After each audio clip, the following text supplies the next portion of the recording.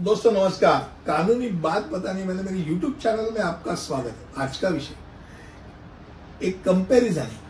किसी भी संपत्ति का स्वामित्व लेना चाहिए क्या बनाम किराए पर आपको रहना चाहिए। ये दो अलग अलग किस्म के लोग रहते हैं। भारत में तो संपत्ति के स्वामित्व के और किराए पे रहने वाले ऐसे दोनों तरह के लोग हैं।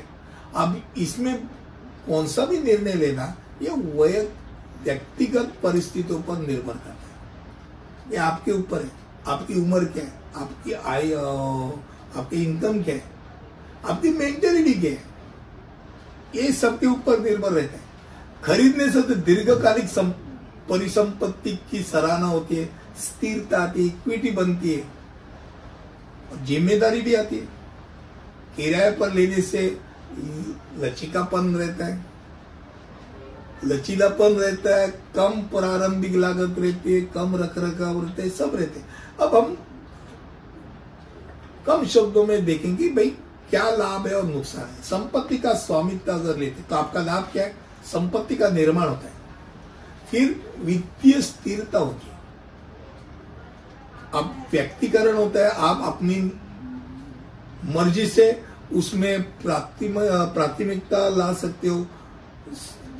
कुछ भी, यहाँ मुझे एसी लगाना है लगाओ, यहाँ लाइट लगाना है लगाओ, आपका घर है।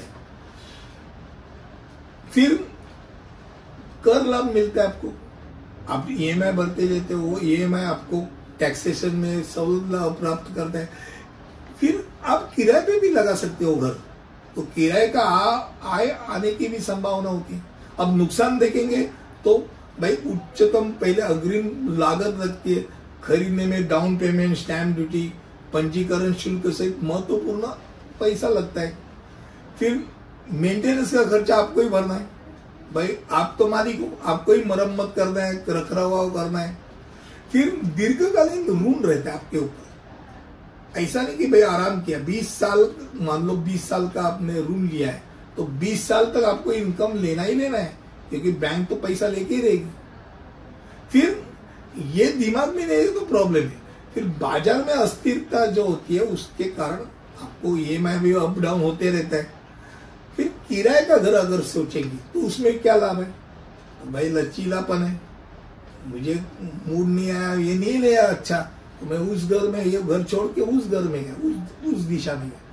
तो भाई स्थानांतर करने के लिए आपको यह अनुमति देते हैं, एक स्वतंत्रता प्रदान करते हैं। फिर कम अग्रिम लागत लगती है। भाई आपको डिपॉजिट तो देना पड़ता है, वो डिपॉजिट भी 1 लाख, 2 लाख, 3 लाख। छोटा घर है तो 50,000, बड़ा घर तो 5 लाख। भाई या करोड़ में भाषा है या तो लाख में भाषा है, कम की लागत रहती है। फिर कम जिम्मेदारी रहती है आपके ऊपर, तो मेंटेनेंस का बोझा ही नहीं रहता, तो बोझा तो मालिक करेगा, आपको तो कुछ नहीं करना है और मरम्मत भी नहीं करना है। फिर दीर्घकालिक ऋण से आप बच सकते हैं। अब मेंटल प्रेशर नहीं रहता, भाई मेरे पर कम से कम इतना तो देना है, मेरे को देना है, इतना तो ईएमआई देना है, ये टेंशन नहीं रहती। अब नुकसान भी है, आप इतना कुछ करने के बावजूद आपके हाथ में कोई इक्विटी नहीं रहती, मालिकाना हक नहीं रहता कुछ भी। किराया हर बार बढ़ता रहता है, हर 11 महीने के बाद 5%, 10% तो बढ़ेगा, वो तो किराया बढ़ेगा। फिर सीमित नियंत्रण रहता है, आपको चाहे अब मैं इधर में अभी इधर करूंगा, ये द्वार इधर करूँ, कुछ नहीं करने वाले, आपको परमिशन लगती है। और सबसे अहम बात रहती है कि भाई मालिक का अगर मूड चेंज हो गया तो बोलेगा आप हटो यहाँ से, मेरे को तो दूसरे को देना है, दूसरा ज्यादा भाड़े देने वाले, तो ये प्रॉब्लम्स होते हैं। तो हर दोनों में नुकसान और फायदे। अब आपको क्या ठीक है वो आप सोचो। अगले वीडियो में ऐसे कुछ नए लेके आऊंगा, तब तक के लिए यही रुकता हूँ। धन्यवाद।